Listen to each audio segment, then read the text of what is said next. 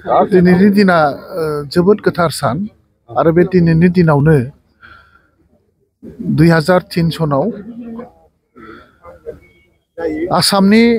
गुबुन गुबुन political party आसामनि साहित्य सभा आफादफोर छात्र संगठनफोर आरो जातीय संगठनफोरनि हेफाजाबाव आसाम सरकार आरो भारत सरकारनि गेजेराव BLT नि गेजेराव मोनसे सुक्ति जानानै थाङो आरो बे सुक्तिया जोंनि भारत आरो आसामनि प्रथम शान्तिनि खुन्थिया आरो बेनो आसाम आरो भारतआव शान्ति लाबोजेननायनि गोजोन लाबोजेननायनि आरो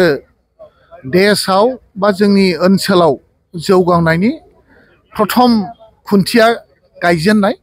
आरो बे खुन्थिया गायजेननायखौ बयनिबो समर्थन लानानै गायनाय जादोंमोन आरो BTC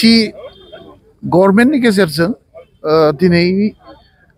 BTC ओनसोलाव गोबां जौगानाय हाबाफारि मावफुंनाय जादों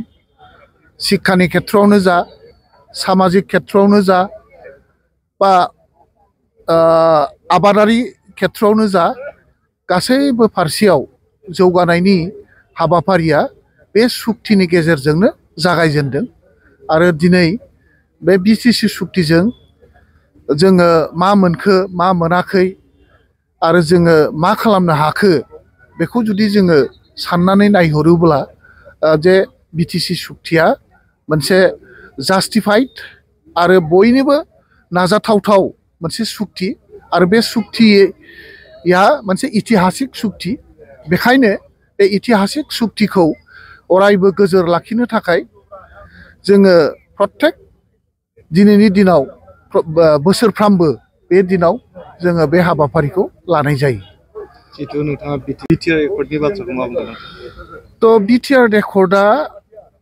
जाहैबाय जे जोंनि जिथुनाखि BTC बे BTC सुक्तिखौ बा BTC सुक्तिजों कुनु सम्पर्क गैया। BTCआ जाहैबाय मोनसे कन्स्टिटिउसनेल आरो बियो संबिधाननि गेजेरजों पार्लियामेन्ट आरो आसाम एसेम्ब्लिनि गेजेरजों दाजानाय मोनसे सुक्ति आरो बे सुक्तिनि गेजेरजों दिनै कन्स्टिटिउसनेल जिथु पाब्लिक रिप्रेजेन्टेसन बे जायो आरो जिथुनाखि BTR सुक्ति बे BTR सुक्तिया जाहैबाय मोनसे पेकेज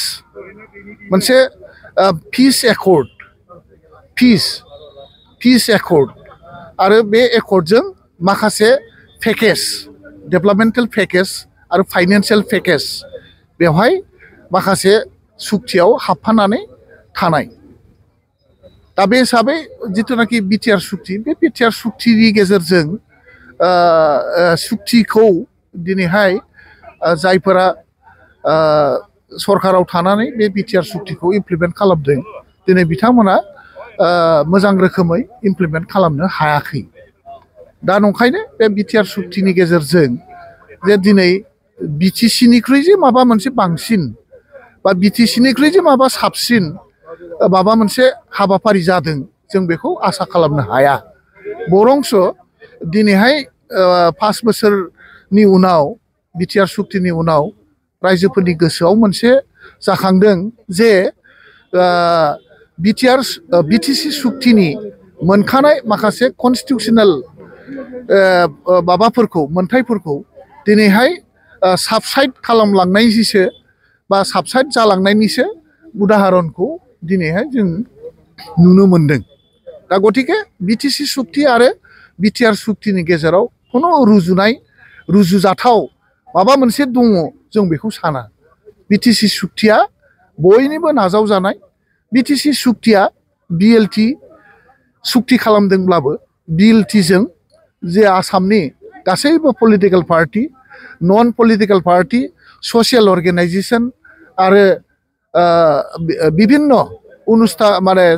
संगठनफ्रा समर्थन खालामनाय मोनसे सुक्ति नोंथाङा बुंनो सायखौ BTR सरकार आरो एबसुआ मोजाङै फालिनांगौनि गोनांथि दं होननानै जिखि गभर्नमेन्टआनो फैया मानो बे मोनसे डेमोक्रेटिक प्रसेस आरो गणतन्त्रनि प्रसेसनि गेजेरजों पार्लियामेन्टारि डेम'क्रेसियाव जे मोनसे बयनिबो माने सांबिधानिक जिथु सुक्ति बे सुक्तिखौ फालिनाया मोजां फालिनांगौ जिखि गभर्नमेन्टआनो जाया मानो बिटिसिआव जिखि गभर्नमेन्टआनो फैया मानो जि पार्टिनि गभर्नमेन्टआनो फैया मानो खारन बेवहाय बे बिटिसि सुक्तियाव रावहाबो माने माबा गैया डिमट गैया बा बहाय माबा मोनसे सोरहाबा खहा जानाय सोरखौबा खहा खालामनाय बे माबा मोनसे गैया बे देशनिनो मोनसे सांबिधानिक सुक्ति बे सुक्तिखौ अनार होनाया मोजांमोन किन्तु दिनैनि दिनाव दानि जिथु सोलिबाय थानाय सरकार बे बिटिसि एकर्ड दिनैनि जिथुनाखि सनानि हांखोजों लिरजानानै थानाय दिन बे दिनखौ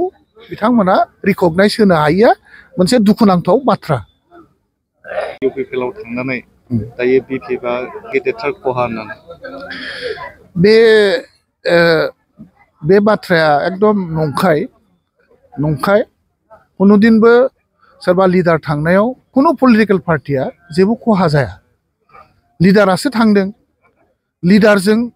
जायफोर माने फिलसफि बा आदर्श थानाय माने वार्कारफोर बा माखासे दैदेनगिरिफोर बिथांमोना कुनु लिडारजों थांफाया बे गतिके